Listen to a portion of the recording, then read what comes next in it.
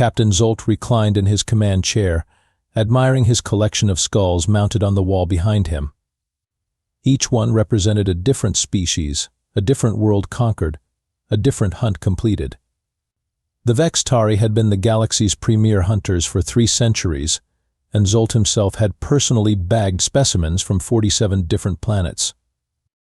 But today he was bored.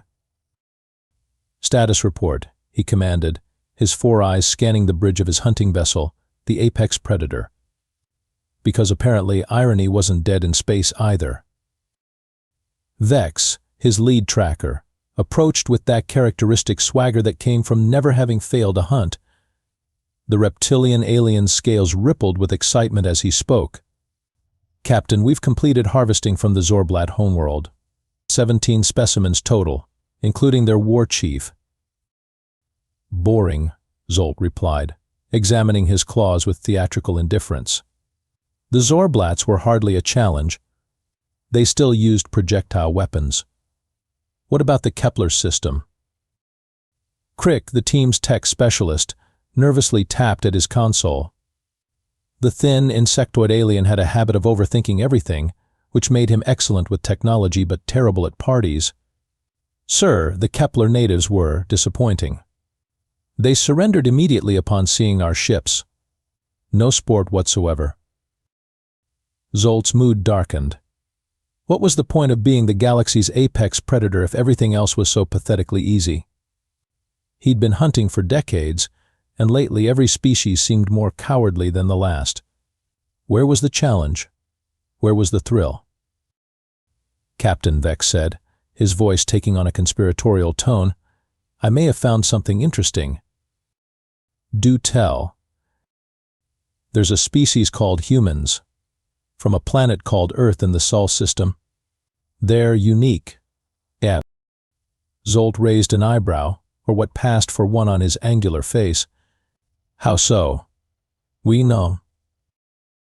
Crick pulled up a holographic display showing a bipedal creature that looked remarkably ordinary. "They're mammals, Captain. No natural weapons, no armor plating, no enhanced senses. They can't even see in multiple spectrums." "Sounds pathetic," Zolt said. But something in Vex's expression suggested there was more to it. "That's what makes them perfect," Vex continued. "According to our intelligence, they've somehow become the dominant species on their planet despite being physically inferior to most of their world's predators. They've even begun expanding into space." "Fascinating," Zolt mused. "And you think they'd provide decent sport?" "Better than decent," Vex replied, his excitement growing. "I've identified a perfect specimen. Lives alone in a remote location, far from other humans. According to their military records, he's something called a Green Beret. Apparently that means he was trained for warfare." Crick looked up from his console, worry evident in his compound eyes. "Sir, if he's trained for warfare, perhaps we should reconsider." "Nonsense," Zolt interrupted. "Look at him. No claws, no fangs, no natural weapons whatsoever. How dangerous could he possibly be?" The hologram displayed images of a middle-aged human male with graying hair, living in what appeared to be a primitive wooden structure. The creature looked completely unremarkable, even by human standards. "His name is Jake Morrison," Vex continued. "Age 52, retired from military service. He lives completely alone in what humans call the wilderness. Perfect hunting conditions." Zolt felt the familiar thrill of a new hunt beginning to course through his veins. "Excellent. And the best part is, once we've proven we can hunt their finest warrior, the rest of the species will know to fear us. It'll be the perfect demonstration of Vextari superiority." "The capture ship is already prepared, Captain," Vex said. "We can have him in the preserve within the cycle." "Outstanding." Zolt stood and walked to the viewing port, staring out at the stars. "Prepare the hunting preserve. Full environmental controls, standard prey protocols. This human is about to learn why the Vextari are the galaxy's apex predators." As the ship changed course toward Earth, None of them bothered to research what exactly a Green Beret was trained to do. After all, how dangerous could one little human really be? They were about to find out. Jake Morrison woke up with the kind of headache that usually followed either too much bourbon or getting hit by a truck. Since he'd been sober for 3 months and living in the middle of nowhere, Montana, the truck option seemed unlikely. He opened his eyes to find himself lying on what looked like grass, but grass that was slightly too blue and had an odd metallic sheen. The sky above was purple with 2 suns, which was definitely not right for Montana. Either he'd been kidnapped by aliens, or that experimental whiskey he'd been aging had gone very, very wrong. Rise and shine, primitive creature, came a voice from everywhere and nowhere at once. Jake sat up slowly, taking in his surroundings. He was in what appeared to be a massive enclosed environment, maybe 10 square miles, with various terrain types visible in the distance. Forest, desert, rocky outcroppings, even what looked like a swamp. It was like someone had built the world's most elaborate terrarium. "Welcome to Preserve 7, the voice continued, and Jake could hear the smugness dripping from every word. "I am Captain Zolt of the Vextari Hunting Guild. You have been selected for the honor of being hunted by the galaxy's premier predators." "Well, that's just fantastic," Jake muttered, getting to his feet. His military training kicked in automatically as he assessed his situation. No weapons, unknown terrain, hostile environment, multiple potential threats. Standard Tuesday, really. "The rules are simple," Zolt continued. "You run, we hunt. You hide, we find you. You die, we win. You have a standard cycle to prepare yourself, then the hunt begins." Jake looked around more carefully. The environment was impressively detailed, with what appeared to be real plants and animals scattered throughout. Someone had put a lot of effort into making this place feel authentic. "Question," Jake called out to the air. "You folks ever hunt anything that hunts back?" There was a pause, then what sounded like chuckling. "How quaint. The prey thinks it's a predator." "Just curious," Jake said, starting to walk toward what looked like a forested area. "Because where I come from, there's a difference between hunting and warfare. You might want to make sure you know which one you signed up for." As he walked, Jake's mind raced through possibilities. These aliens had clearly done this before. They had the technology to build this place, the resources to kidnap him from Earth, and probably weapons far beyond anything he'd ever faced. But they'd also made one crucial mistake. They'd grabbed a Green Beret. Jake had spent 25 years in Special Forces. He'd fought in jungles, deserts, mountains, and urban environments across 3 continents. He'd trained in survival, guerrilla warfare, psychological operations, and about a dozen other skills that weren't listed on his official record. More importantly, he'd spent the last 5 years living alone in the Montana wilderness, hunting elk with a bow and living off the land. He was in the best shape of his life and had been getting pretty bored with retirement anyway. "Your cycle begins now," Zolt announced. Jake heard something moving through the forest behind him. Something big, trying to be quiet and failing. He smiled for the first time since waking up. "Hey, Captain," he called out. "One more question. When you researched humans, did you happen to look up what we did to the other apex predators on our planet?" No answer came, but Jake could hear his stalker getting closer. Time to give these aliens their first lesson in human nature. He disappeared into the tree line just as something with far too many teeth crashed through the underbrush where he'd been standing. The hunt had begun, but Jake had a feeling these aliens had no idea what they'd actually unleashed. After all, humans hadn't climbed to the top of Earth's food chain by being prey. They were about to learn that some species earned their place at the top. 3 hours into the hunt, Vex was beginning to question his research methodology. The human had vanished into the forest preserve like smoke, leaving behind only a trail that seemed almost deliberately misleading. Every time Vex thought he'd cornered his prey, he'd find nothing but cleverly arranged branches and rocks. "Status report. Captain Zolt's voice crackled through the comm system. The human is more elusive than anticipated, Vex replied, studying his scanner readings. But I have him contained within the forest sector. It's only a matter of time. Excellent. I do enjoy it when prey provides adequate sport. That's when Jake's voice cut through their communication channel, clear as day. Hey there, boys, Jake Morrison here. Just wanted to say thanks for the lovely accommodations. Really top-notch terrarium you've got here. Vex froze. How is he accessing our communications? Oh, that's easy, Jake continued, his tone conversational. Turns out your comm system uses pretty standard encryption protocols. Took me about an hour to crack with some of the tech you left lying around. Sloppy, really. Crick's panicked voice came through the channel. That's impossible. Our encryption is military grade. Yeah, so was the stuff I was breaking 30 years ago, Jake replied. But hey, let's talk about your hunting strategy. Vex, right? The big scaly fellow with the attitude problem? Vex's scales rippled with indignation. How do you know my name? Well, you've been announcing yourselves over comms for the past hour. But more importantly, you've been tracking me with heat signatures, which is adorable.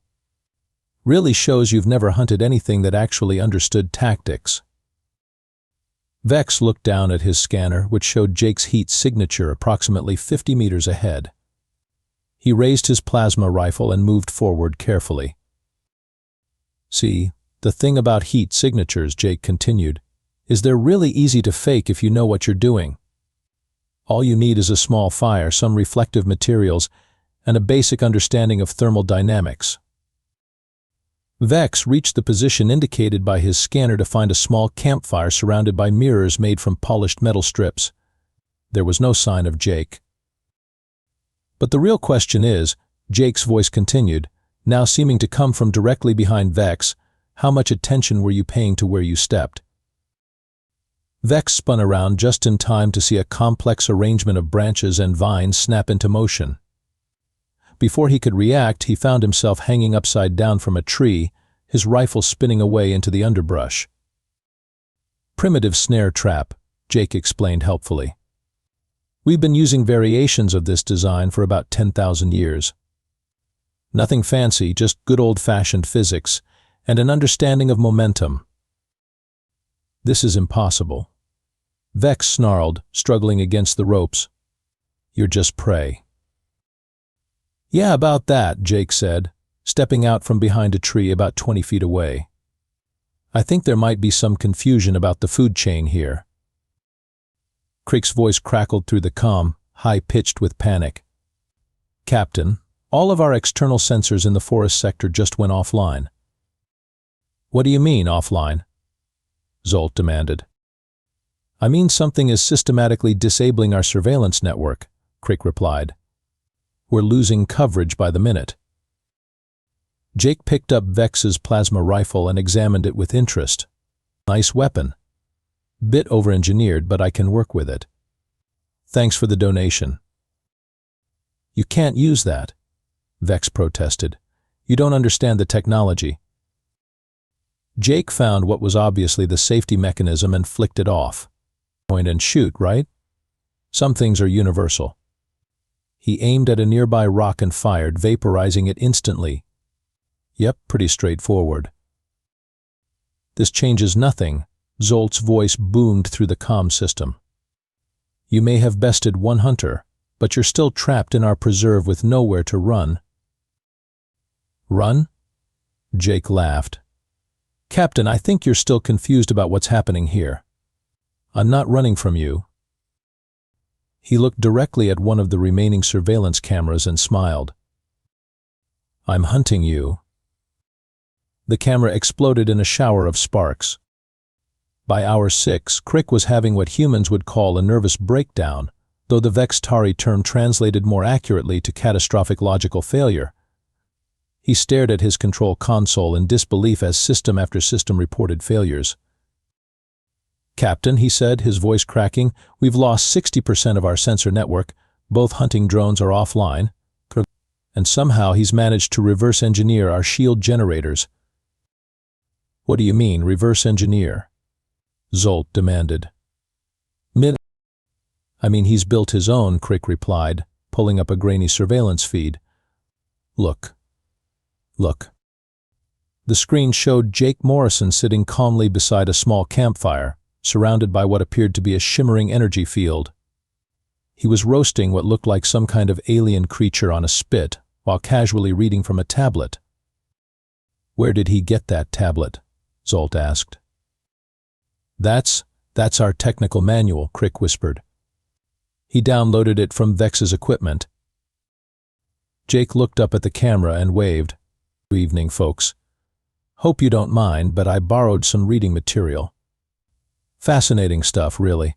Did you know your entire technological base is built around the same principles we figured out in the 1940s? Just scaled up a bit. That's impossible, Zolt snarled. Our technology is centuries ahead of your primitive civilization. Well, that's the funny thing about technology, Jake said, taking a bite of his dinner. It's not really about how advanced it is. It's about understanding the principles behind it. And the principles haven't changed much since we split the atom. He held up a small device he'd apparently constructed from various pieces of alien equipment.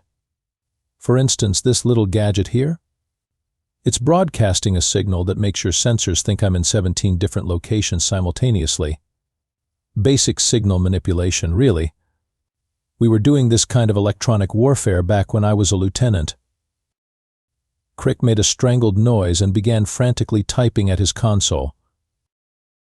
Oh, and Crick? Jake continued. Thanks for using standard quantum encryption keys. Really saved me some time. Though I have to ask, did you guys never think to randomize your access codes? How is he doing this? Crick moaned. He's just a primitive mammal. Primitive? Jake laughed. Buddy, my species figured out how to kill each other more efficiently than any other creature on our planet.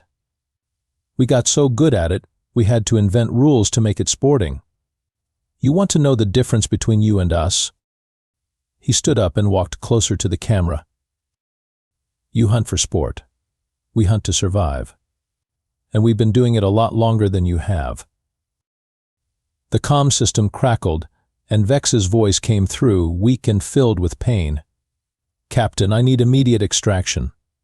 The human, he left me alive.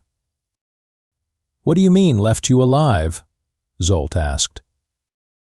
He cut me down from that trap, patched up my wounds, and gave me a weapon, Vex said, confusion evident in his voice. Then he told me to go home. Jake's voice cut in. Vex was never the real threat. He's just a tracker. Good at his job, but predictable. The real challenge is you, Captain. The one calling the shots. You dare challenge me directly? Zolt roared. I'm not challenging you, Jake replied calmly. I'm educating you. See, this whole time you've been thinking of this as a hunt. But that's not what this is anymore. He looked directly into the camera, and his expression grew serious. This is war. And humans have been perfecting warfare for our entire existence. We've fought with sticks and stones, swords and shields, guns and bombs, and everything in between. We've studied every aspect of combat, from individual tactics to global strategy. Jake held up the alien weapon he'd taken from Vex. You gave me advanced technology and threw me into a controlled environment with limited variables. This isn't a hunt anymore, Captain. This is the most target-rich environment I've seen in years. The camera feed cut to static. Moments later, every system on the ship began receiving the same message, broadcast on all frequencies. This is Jake Morrison, formerly of the United States Army Special Forces. To any Vex Tari receiving this transmission, you have 30 minutes to surrender before I start taking this personally. Crick looked at his instruments in horror. Captain, he's somehow gained access to our entire communication network. Impossible. Sir, Jake's voice came through the comms system. With respect, You've been saying that word a lot today. You might want to consider that your definition of impossible needs some adjustment. The lights on the bridge went out. 29 minutes, Jake announced in the darkness. The emergency lighting cast eerie shadows across the bridge as Zolt paced back and forth, his claws clicking against the metal deck. In the space of 8 hours, his perfect hunt had become a complete disaster. Status report, he demanded. Main power is offline, Crick reported, his voice barely above a whisper. Life support is running on backup systems. He's systematically shut down every non-essential system on the ship. How is that possible? We're in orbit. Sir, Crick's voice cracked. He's not on the ship. He's still in the preserve. Somehow he's hacking our systems remotely using the communication network. Vex limped onto the bridge, his wounds hastily bandaged. Captain, we need to abort. This isn't a hunt anymore. This is a massacre. Coward, Zolt snarled. We are Vextari. We do not retreat from prey. That's not prey down there, Vex replied quietly. That's a predator. And we just wandered into his territory. The comm system crackled to life. 15 minutes remaining, Jake announced. Though I have to say, I'm impressed by your dedication to a clearly failed strategy. It's almost admirable. You cannot defeat us, Zolt roared at the speakers. We have superior technology, superior numbers, superior arrogance, Jake interrupted. Yeah, I noticed. Question for you, Captain. In all your hunts, have you ever faced anything that adapted? What do you mean? I mean something that learned from your tactics and changed its approach. Something that used your own strengths against you. Zolt was silent for a moment. Our prey has always been predictable. Right, so you're hunters, but you've never actually faced another hunter. You've been shooting fish in a barrel for so long, you forgot that some fish have teeth. The ship shuddered as something impacted the hull. What was that? Zolt demanded. Crick's eyes were wide with terror as he stared at his instruments. Sir, something just attached to our outer hull. It's moving. That's impossible. We're in orbit. Stop saying that word. Jake's voice came through the comm, but now it sounded like he was speaking from inside the ship. I've been listening to you say impossible all day, and frankly, it's getting old. The bridge doors hissed open, and Jake Morrison walked in, wearing what appeared to be a makeshift pressure suit constructed from various pieces of alien equipment. He was carrying Vex's plasma rifle, and had several other alien devices attached to his belt. How? Zolt whispered. Oh, that's easy, Jake said, removing the helmet of his improvised suit. I built a rocket. You built a rocket, Vex repeated flatly. Yeah, from the wreckage of your hunting drones and some of the preserve's atmospheric processors. Basic propulsion, really. We figured this stuff out in the 1950s. Crick made a sound that might have been crying. The thing is, Jake continued, once I realized you were just bullies picking on species that couldn't fight back, but this stopped being about survival and started being about education. He looked around the bridge, taking in the advanced technology with apparent interest. Nice ship, by the way. Really impressive engineering. Shame you're using it for such mundane purposes. Zolt suddenly lunged forward, drawing what appeared to be an energy sword. I am Captain Zolt of the Vextari. I have hunted across 47 worlds. Jake sidestepped the attack casually and tripped Zolt with a basic foot sweep. The alien captain crashed to the deck, his weapon skittering away. 47 worlds of defenseless prey, Jake corrected. But you've never fought a war. You've never faced an enemy that was trying to kill you just as hard as you were trying to kill them. He picked up Zolt's energy sword and examined it. Humans have been at war for our entire existence. We fought each other, our environment, and every other species on our planet. We didn't become apex predators because we were the strongest or the fastest. Jake looked down at Zolt, who was struggling to get back to his feet. We became apex predators because we never stopped learning, never stopped adapting, and never, ever gave up. He tossed the energy sword aside and offered Zolt a hand up. The hunt's over, Captain. You lost. Jake stood in the center of the alien bridge, surrounded by the most advanced technology he'd ever seen, and activated the ship's communication system. The signal would reach every Vex-Tari vessel in this sector of the galaxy. "Attention Vex-Tari fleet," he began, his voice carrying the authority of someone who'd spent decades giving briefings to military commanders. "This is Jake Morrison, human formerly of Earth. I'm broadcasting from the bridge of your hunting vessel, which is now under my control." He could see the shock on the faces of his former captors.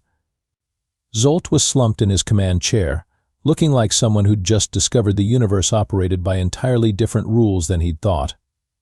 Vex was quietly bandaging his wounds and staying well out of the way. Crick had apparently passed out at his console. "I want to tell you a story," Jake continued.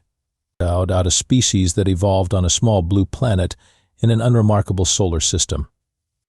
This species wasn't the biggest, wasn't the strongest, wasn't the fastest. Hell, they couldn't even see in the dark properly. He walked over to the viewing port and looked out at the stars. But this species had one advantage that made up for all their physical shortcomings. They were adaptable. When the ice ages came, they figured out fire and clothing. When the big predators hunted them, they invented tools and teamwork. When they ran out of room on their continents, they built boats and explored the oceans. Jake turned back to the communication array. And when they ran out of room on their planet, they started looking at the stars. He pulled up a holographic display showing Earth's solar system, then expanded it to show human colonies and exploration missions. "Now, I know what you're thinking. You're thinking that humans are just another primitive species that happened to get lucky with technology. But here's the thing about humans that you need to understand." Jake's voice grew serious. "We didn't stop being predators when we became civilized. We just got better at it." He gestured to the bridge around him. "Your entire species specializes in hunting defenseless prey for sport. You've built an industry around it. You have advanced ships, superior weapons, sophisticated technology, and one middle-aged human with basic military training just took it all away from you using nothing but ingenuity and stubbornness." Jake sat down in the captain's chair and looked directly into the communication array's visual pickup. "So here's my message to the galaxy. Humans are coming. We're expanding into space, we're exploring new worlds, and we're meeting new species. Most of the time, we're friendly. We like to trade, we like to learn, we like to make friends." He paused for effect. "But if you decide to hunt us for sport, if you think we're easy prey, if you make the mistake of underestimating us because we don't have claws or fangs or scales, then you're going to learn something that every predator species on Earth learned the hard way." Jake stood up and walked closer to the pickup. "We're not prey. We never were. We're the species that turned wolves into pets, that made tools out of everything around us, that looked at fire and said, 'I can use that.' We're the species that climbed to the top of our planet's food chain and then kept climbing until we reached the stars." He smiled, but it wasn't a friendly expression. "We're humans, and we don't lose." Jake ended the transmission and turned to face his former captors. Zolt was staring at him with something that might have been respect or possibly terror. "What happens to us now?" the alien captain asked quietly. "Now?" Jake said, settling back into the captain's chair. "Now you're going to take me home to Earth. And then you're going to spread the word to every hunting party, every slave trader, and every would-be conqueror in this part of the galaxy." He looked out at the stars again, thinking about his quiet cabin in Montana and wondering if retirement was really as appealing as it had seemed a few days ago. Humans are off limits. Permanently. 2 weeks later, Jake Morrison was back in his cabin, sitting on his porch with a cup of coffee and watching the sunrise over the mountains. The Vextari had kept their word and delivered him safely home, along with a formal treaty declaring humanity off limits to all hunting activities. His satellite phone rang.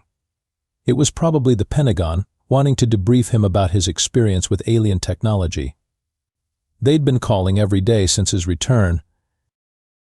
Jake looked at the phone, then at the peaceful forest surrounding his home, then at the alien communicator he'd kept as a souvenir.